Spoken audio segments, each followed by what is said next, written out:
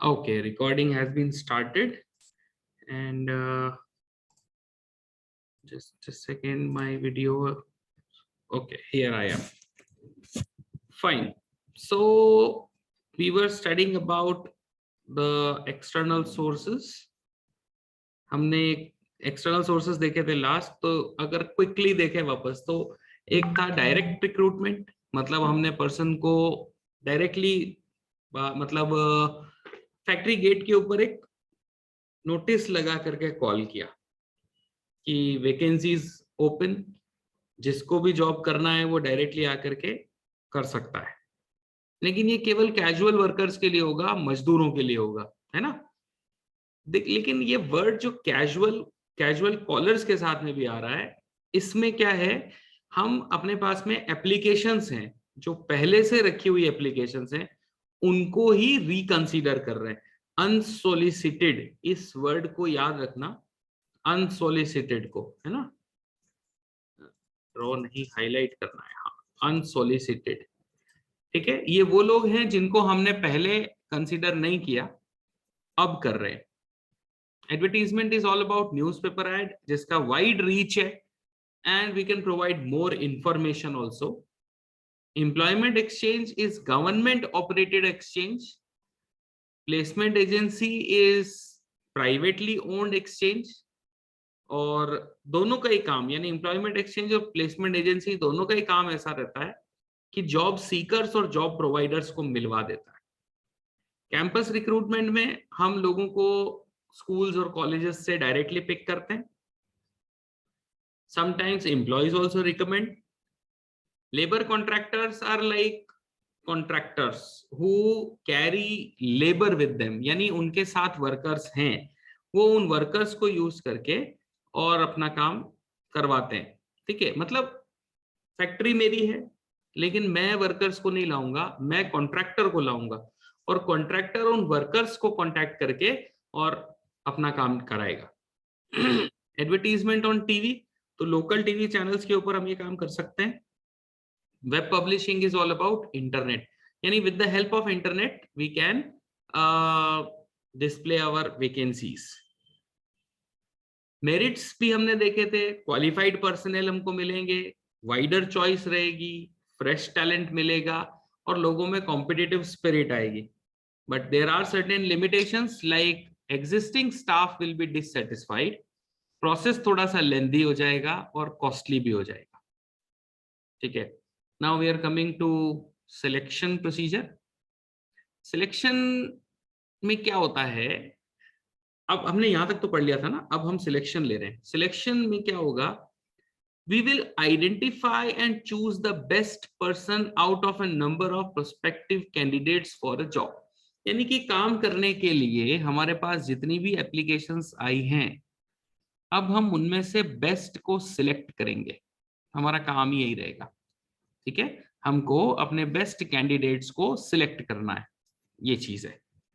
तो सिलेक्ट करने के लिए हम क्या करेंगे, we are actually having a process, and remember this process is again very important, because the questions may be asked from, means whole process can be asked, or even we can have some short topics also, like इसके अंदर से कोई एक question उठा के दे देंगे और पूछेंगे आगे पीछे का बताओ, तो this is also possible। ठीक है, तो सबसे पहले प्रीलिमिनरी स्क्रीनिंग।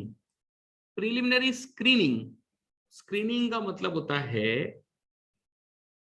एक तरह से छांटना, है ना, छांटना, बीनना हिंदी में कह सकते हैं। Screening is at preliminary stage, means very initially when the people are coming to us, हम उनको सबसे पहले चेक करते हैं।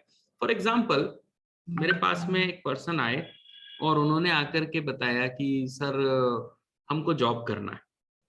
Now the process is quite lengthy, but अब क्या होता है, हम पूरा प्रोसेस को फॉलो करने के बजाय सबसे पहले उनका रेज्यूमे देखते हैं, सीवी, उसको देख करके हम वहीं पे जज कर लेते हैं कि whether this person is capable of working with us or not. I was sitting some last year or something like that, I was sitting with my principal and somebody came for the job of an English teacher. अब उन्होंने बुला लिया madam ने अंदर उसी समय और पूछ लिया कि tell us more about yourself, from where you are coming, what is your husband doing, where did you study your class 10th and 12th, like that. बहुत बेसिक क्वेश्चंस पूछे और वहीं से मैडम को लग गया कि that candidate was not appropriate for English teacher, so उन्होंने उनको वहीं रिजेक्ट कर दिया. तो दिस इज प्रीलिमिनरी स्क्रीनिंग. इसमें क्या होता है ना, हम पहले से ही अनक्वालिफाइड या अनफिट जॉब सीकर्स को एलिमिनेट कर देते हैं. ओके, यहां पर आप एक चीज को और हाईलाइट कर लेना, ये है प्रीलिमिनरी इंटरव्यू. ठीक है, प्रीलिमिनरी इंटरव्यू में हम बहुत सिंपल सी चीजें चेक करते हैं. एक्चुअली कुछ ऐसी इंफॉर्मेशन होती है जो कि उस पर्टिकुलर रेज्यूमे में मेंशन नहीं है. For example, somebody came and applied for English teacher, but उन्होंने ये नहीं लिखा है कि उन्होंने खुद जब 10th और 12th किया था तो वो हिंदी मीडियम स्कूल था या इंग्लिश मीडियम स्कूल था. तो हम पूछ लेते हैं, मतलब प्रीलिमिनरी स्टेज में ही पूछ लेते हैं कि आपकी स्कूलिंग कहाँ हुई है. वो बता देते हैं कि सर हम हिंदी मीडियम से. ओके, तो preliminary interview help us to ask for certain things which are not mentioned in the form और रेज्यूमे. समझ में आ रहा है? प्रीलिमिनरी एकदम इनिशियल स्टेज, यानी बिल्कुल पहले. Okay, then we go for selection test. Selection test में क्या होता है, अब हम पर्सन का एक टेस्ट लेंगे. Now, these tests can be more than one or it can be a combination of all. तो यहाँ कुछ है ना types of tests दे रखे हैं. These tests can be paper pencil tests also, or they can be like oral also or field test also. Field यानी उनको directly field के ऊपर ले जा करके भी टेस्ट कर सकते हैं. यहाँ अब आपको कुछ चीजें मार्क करनी पड़ेंगी जो मैं बता रहा हूं, जैसे intelligence test. Now intelligence test is a psychological test used to measure the IQ of an individual. Okay, this is indicator of a person's learning ability or ability to make decisions and judgments. Intelligence test is good for teachers. आप example में note कर लेना, this is good for teachers. Because a teacher should be judgmental, a teacher should be able to learn new things. उनके अंदर वो ability होनी चाहिए कि वो नई नई चीजों को सीख पाए, यानी कि ऐसे इंटेलिजेंट होने चाहिए. इंटेलिजेंट का मतलब सिचुएशन को संभालने वाले होने चाहिए. Okay, intelligence test. तो इसमें हम टीचर को टेस्ट कर सकते हैं. Then another one is aptitude test, और इसमें भी लगभग सेम चीजें लिखी हुई हैं. Measure potential, individual's potential to learn new skills. यानी कि एक आदमी एक नई चीज सीख सके, इतना पोटेंशियल उसमें होना चाहिए. इंटेलिजेंस टेस्ट में क्या है, उसकी एबिलिटी, और एप्टीट्यूड टेस्ट में क्या है, उसका पोटेंशियल. एबिलिटी का मतलब ये हुआ कि वो सीखना चाहता है, he wishes to learn, and aptitude test says कि whether he is capable of learning. For example, मेरा इंटेलिजेंस टेस्ट अगर करोगे तो मेरा इंटरेस्ट है, मुझे फोटोग्राफी का शौक है, मुझे थोड़ा बहुत लिटरेचर का शौक है, थोड़ा बहुत बोलने का शौक है, तो वो सब मेरे शौक में आएंगे और उसको मैं एक तरह से इंटेलिजेंस टेस्ट में यूज कर सकते हैं. मतलब मेरे को आप टेस्ट करोगे तो I have got that ability, मेरा इंक्लिनेशन है उस तरफ. ठीक है, इसको एग्जैक्टली हॉबी से मत जोड़ देना. I am talking about the inclination, I am talking about the learning ability. While aptitude की बात करेंगे तो मेरे लिए इंजीनियरिंग सीखना बहुत मुश्किल होगा. फॉर एग्जाम्पल, अगर कोई मुझे कहता है कि अच्छा मेरा इंटरेस्ट तो है, जैसे इंटरेस्ट है मुझे एरोनॉटिक्स में इंटरेस्ट है, मुझे स्पेस साइंसेस पसंद है, but the problem is aptitude is not there because I am not a science student, so I don't understand the basics, so aptitude won't work. Are you getting the difference between the both? Actually confusion होता है. Learning ability और learning potential का क्या मतलब है? तो point क्या है, लर्निंग एबिलिटी कह रहा है कि आपका इंक्लिनेशन, आपकी इच्छाएं, आपका अंडरस्टैंडिंग, आपका जजमेंट उस साइड में होना चाहिए।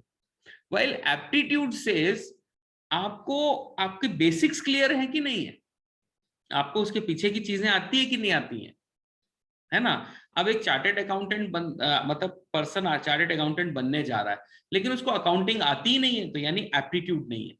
तो aptitude is related with the potential, okay, and aptitude is generally tested for chartered accountants, okay. ये टेस्ट किसके लिए होगा, चार्टेड अकाउंटेंट के लिए होगा। क्यों कि नए नए टैक्सेस आते रहते हैं, हर साल एक नया पैटर्न होता है, हर साल एक नया सिस्टम होता है। तो चार्टेड अकाउंटेंट के लिए वो सारी चीजों को समझना बहुत जरूरी है, ठीक है। दैट इज एप्टीट्यूड टेस्ट, उनके लिए उन सारी चीजों को समझना बहुत जरूरी है कि वो सीख पा रहे हैं कि नहीं सीख पा रहे हैं, नए नए टैक्सेस को समझ पा रहे हैं कि नहीं। Third test here is personality test. Personality is simply the behavior. For example, person का emotion, reaction, maturity and value system, etc. यानी कि एक पर्सन को कैसे बिहेव करना है, कैसे परफॉर्म करना है, उसका मेच्योरिटी लेवल क्या है, उसका वैल्यू सिस्टम क्या है, वो सारी चीजें उसके पर्सनालिटी टेस्ट में आ जाएंगी। the way he behaves, the way he act or interact with the people, like मैं प्रिंसिपल तो बन गया, लेकिन मैं कैसे बात करूंगा, मैं लोगों के साथ में कितना चिढ़ता हूँ, या मैं उनके ऊपर कितना बॉस करता हूँ, या फिर मैं उनको कितना ज्यादा परेशान करता हूँ, वो सारी चीजें मेरी पर्सनालिटी में आएंगी, ठीक है ना। तो personality test is about testing about the maturity level of the person, the behaviour of the person. Then very important test is trait test. Trait test is to check the existing skills of the individual, यानी कि अभी कितना आता है। अच्छा, personality test किसके लिए सही रहेगा, तो आप लिख सकते हो रिसेप्शनिस्ट के लिए या होटल मैनेजर के लिए, ठीक है ना। Personality test is for those. और ट्रेट टेस्ट किसके लिए अच्छा रहेगा, जिसके पास एग्जिस्टिंग स्किल्स क्या क्या है ये देखना है, जैसे कंप्यूटर टीचर, ठीक है, या कंप्यूटर ऑपरेटर भी हो सकता है, क्योंकि उसके पास particular set of skills already होने चाहिए जब वो वहां पर आएंगे। अच्छा, एक बात है, क्वेश्चन में आ गया कि कंप्यूटर टीचर के लिए कौन सा टेस्ट होगा, तो टीचर देखते ही बच्चे इंटेलिजेंस टेस्ट पे मार्क कर देंगे या उसको आंसर करेंगे, बट बेटा वो स्पेसिफिकली कंप्यूटर टीचर की कह रहा है, यानी कि कंप्यूटर आना चाहिए, है ना, उस पर्सन को कंप्यूटर आना चाहिए। तो ये चीज कैसे पॉसिबल होगी, ट्रेड टेस्ट से आपको तभी तो पता चलेगा कि वो पर्सन कितना उसको आता है और वो कितना काम कर पाएगा, ठीक है। Then next test is interest test, and interest test is all about the pattern of interest or involvement of a person, यानी एक पर्सन को क्या पसंद है, उसकी चॉइस क्या है। फॉर एग्जाम्पल, मुझे कलर्स और डिजाइन्स इनका शौक है ना, तो मैं डिजाइनिंग का काम ज्यादा अच्छा कर पाऊंगा। या ऐसा देखो कि अगर मुझे डिजाइनिंग का जॉब करना है तो उसके लिए वो मेरा इंटरेस्ट टेस्ट चेक करेंगे, क्योंकि एक आदमी जिसने कोर्स तो कर लिया लेकिन उसको इंटरेस्ट ही नहीं है उस फील्ड में, तो वो काम कैसे करेगा। तो हम इंटरेस्ट टेस्ट करेंगे, हम चेक करेंगे कि उसको उस फील्ड में कितना इंटरेस्ट है, तभी वो उस काम को सही ढंग से परफॉर्म कर पाएगा। तो these are 5 tests.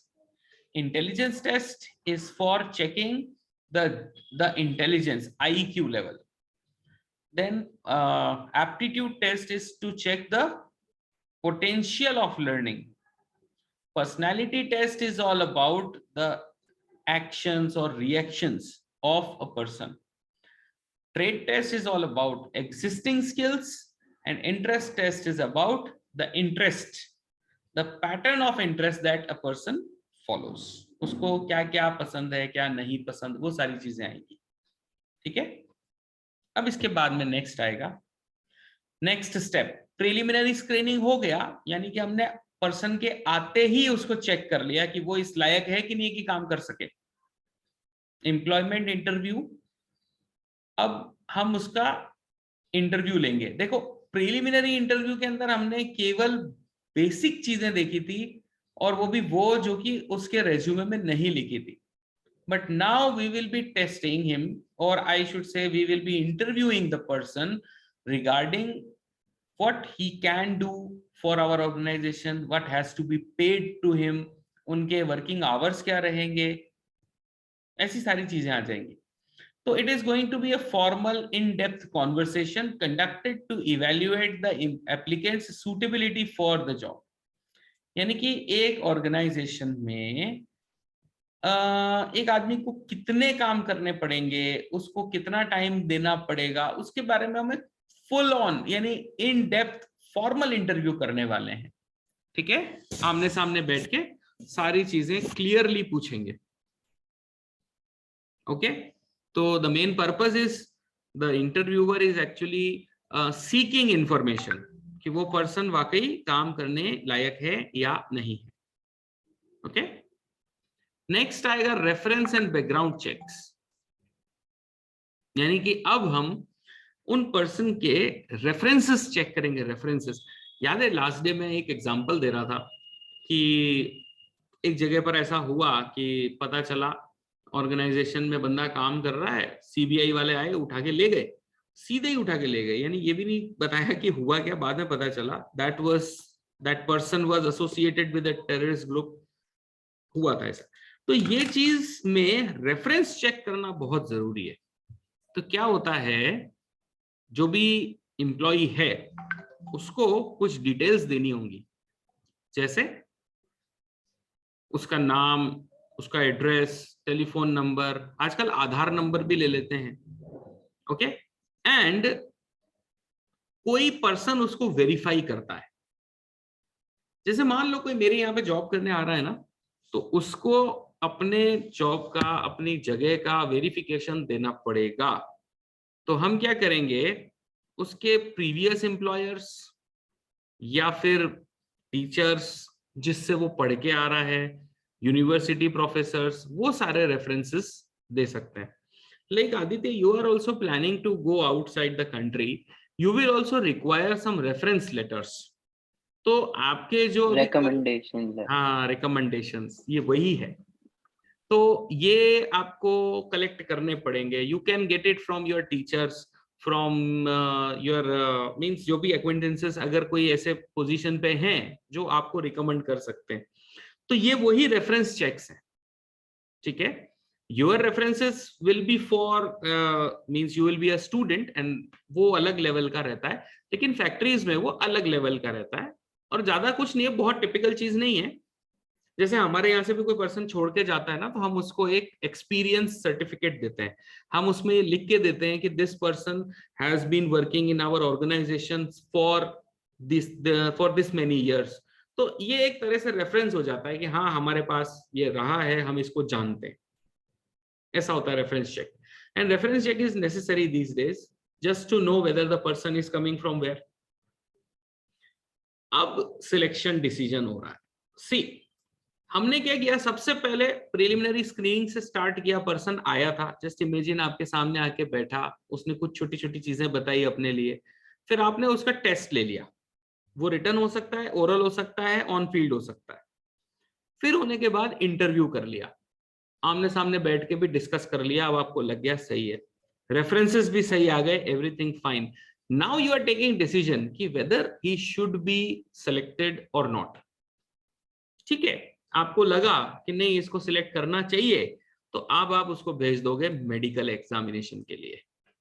Now medical examination is not required in all the organisations, but जहां भी होगा वो फिटनेस टेस्ट करते हैं। मेडिकल फिटनेस टेस्ट क्यों करते हैं? क्योंकि इससे पता चल जाता है कि वो पर्सन कितना फिट है। पता चले आपने किसी को रख तो लिया, अब उसके बाद में वो हर रोज छुट्टी ले लेता है कि सर आज तो मेरे सिर दर्द हो रहा है, आज तो मेरा बीपी बढ़ रहा है, आज तो मेरी शुगर बढ़ गई, तो वो काम कैसे कर पाएगा?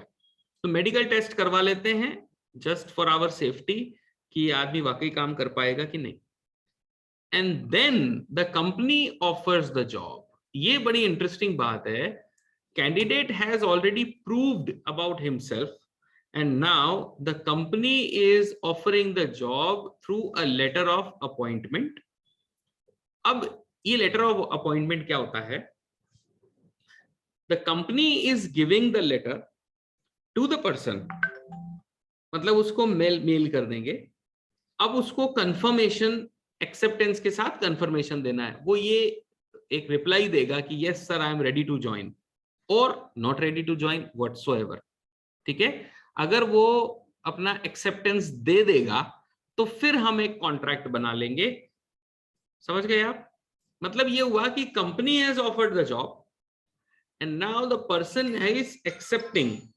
वो ये कह रहा है कि वाकई मैं जॉब करने के लिए तैयार हूं या नहीं हूं। ठीक है, और सपोज उसने एक्सेप्ट कर लिया तो अब एक कॉन्ट्रैक्ट बन जाएगा और इस कॉन्ट्रैक्ट में कुछ डॉक्यूमेंट्स लगेंगे। ये पूरा प्रोसेस यहाँ पे बना रखा है ना, जो अपन ने पढ़ा पूरा, वैसे इसका कोई सेंस नहीं है। तो एक लेटर ऑफ कॉन्ट्रैक्ट बनेगा। कॉन्ट्रैक्ट में हम सारी इंफॉर्मेशन डाल देंगे और यहां पर एक अटेस्टेशन फॉर्म है, इसको हाईलाइट कर लेना बेटा। Attestation form, this is important.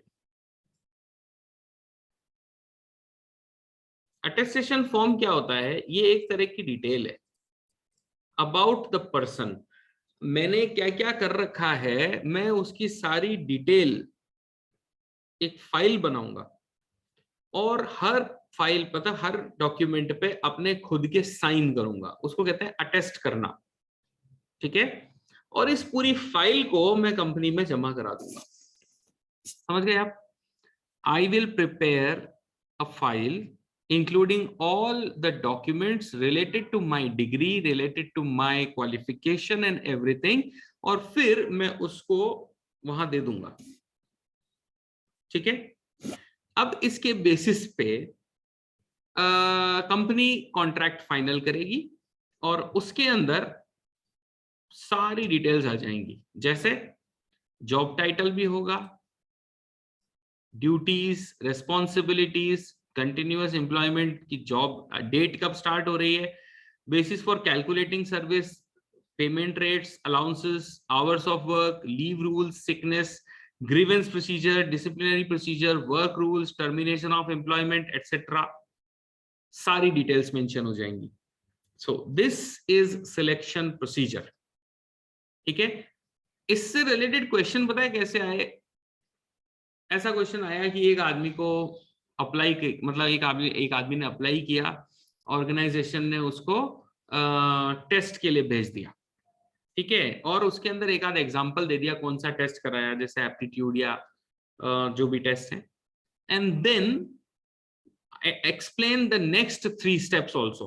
तो अब आपको पता होना चाहिए कि टेस्ट के बाद में इंटरव्यू हुआ, उसके बाद में रेफरेंस चेक हुआ और फिर बाद में सिलेक्शन डिसीजन हुआ। तो such questions are asked. Okay, यानी प्रोसेस पूरा भी पूछ सकते हैं, प्रोसेस को टुकड़ा भी कर सकते हैं, कोई भी पॉइंट उठा करके भी कंफर्म कर सकते हैं। This can be done. Okay, इसका देख लेना थोड़ा ध्यान से। अब आ गए अपन ट्रेनिंग एंड डेवलपमेंट पे। तो ट्रेनिंग का सेंस क्या है ये अगले पेज पे एक्सप्लेन किया हुआ है, हालांकि इंपॉर्टेंस पहले दे दी है और एक्सप्लेनेशन बाद में दिया हुआ है। तो अपन एक पेज आगे जा रहे हैं, वापस पीछे आएंगे। ट्रेनिंग का सीधा सा मतलब है to explain, to make the person aware about what he is suppose to do, यानी उसको क्या काम करना है ये हम सिखा रहे हैं, that is known as training. और डेवलपमेंट का मतलब क्या होता है? जब हम उस काम को उसको और अच्छे से करना सिखा देते हैं। मैं तो एग्जांपल देता हूं कि कार चलाना सीखना इज ट्रेनिंग एंड कार का टायर बदलना सीखना इज डेवलपमेंट, है ना? बहुत इंटरेस्टिंग सी चीज है कि अगर आपने कार चलाना सीख लिया, now you have got the training. और डेवलपमेंट क्या होगा? जब आपने कार में छोटी मोटी चीजों को ठीक करना भी सीख लिया। So now this is training and development, and both of these are very important. Okay, why they are important? तो उसके लिए यहाँ पीछे वापस आएंगे. क्या बेनिफिट्स हैं, इसको भी दो पार्ट में डिवाइड किया है. अगर ऑर्गेनाइजेशन ट्रेनिंग देगा तो ऑर्गेनाइजेशन को क्या फायदा है, और अगर ऑर्गेनाइजेशन ट्रेनिंग देगा तो एम्प्लॉय को क्या फायदा है, यानी ट्रेनी को क्या बेनिफिट है. ओके, क्वेश्चन आ सकता है कि training is an investment rather than expense. Explain. तो भी आप इंपॉर्टेंस बताओगे. ट्रेनिंग इंक्रीजेस एम्प्लॉय मोरल, ये भी पूछ सकता है, तो भी आप इंपॉर्टेंस बताओगे. अब आपको इसमें हिंट मिल जाएगा कि आपको ऑर्गेनाइजेशन के लिए बेनिफिट बताना है या आपको एम्प्लॉय के लिए बेनिफिट बताना है. तो that you can check. Okay, तो बेनिफिट टू द ऑर्गेनाइजेशन में सबसे पहले, training is a systematic learning always better than hit and trial method. यानी कि अगर हमने ट्रेनिंग दिया तो that will be systematic learning. The person would be able to learn in a systematic manner, और इसलिए वो क्या करेगा, हिट एंड ट्रायल नहीं करेगा, वो ढंग से सीखेगा जिससे कि कुछ भी वेस्ट नहीं होगा. सी फॉर एग्जांपल, कार चलाना नहीं आता है और बैठ गए स्टीयरिंग व्हील पे और लगा दिया गियर, एक्सीडेंट पक्का होगा. तो हिट एंड ट्रायल जैसा हो गया ना. मेरा मतलब हिट एंड ट्रायल से ये है कि आपने तुक्का मारा, चल गई तो बढ़िया, नहीं चली तो ठुक गए. तो ये नहीं होना चाहिए. अब वहीं आपने ट्रेनिंग ले लिया, आपने बिल्कुल सिस्टमेटिकली कार चलाना सीख लिया, तो आप एक्सीडेंट नहीं करोगे. ठीक है, कुछ भी वेस्ट नहीं होगा. It enhances employee productivity both in terms of quantity and quality. Trend आदमी ज्यादा माल बनाएगा और बेटर माल बनाएगा. He will make more and of good quality. Then training equips the future manager who can take over in the case of emergency also. मतलब एक person जो है अगर ट्रेनिंग ले लिया तो वो फ्यूचर में वो इमरजेंसी के अंदर मैनेजर बन सकता है. See, I got training and that is why in emergency I am here. Simple. Training increases employee morale and reduces absenteeism. तो एक आदमी अगर ट्रेनिंग ले लेगा ना तो छुट्टियां नहीं लेगा, और इसीलिए एम्प्लॉय टर्नओवर भी कम होगा. पर्सन छुट्टी कब लेता है? Why do he remain absent? Only because he is not aware about the functioning. Student test से छुट्टी कब लेता है ना, जब उसका टेस्ट प्रिपेयर नहीं होता है. तो बस ट्रेनिंग क्या करता है, पर्सन को तैयार कर देता है. इससे टर्नओवर कम हो जाता है और एब्सेंटिज्म भी नहीं रहता. एंड देन फाइनली जो ट्रेंड आदमी होता है वो एनवायरनमेंट को इफेक्टिवली रिस्पॉन्ड करता है. Technological and economic both. यहां इकोनॉमिक का मतलब है ना कम खर्चीले से है, यानी लेस कॉस्टली. यहां इकोनॉमिक एनवायरनमेंट नहीं है, यहां एनवायरनमेंट तो टेक्नोलॉजिकली है, and economic means he remain economical. Okay, employee को क्या फायदा है?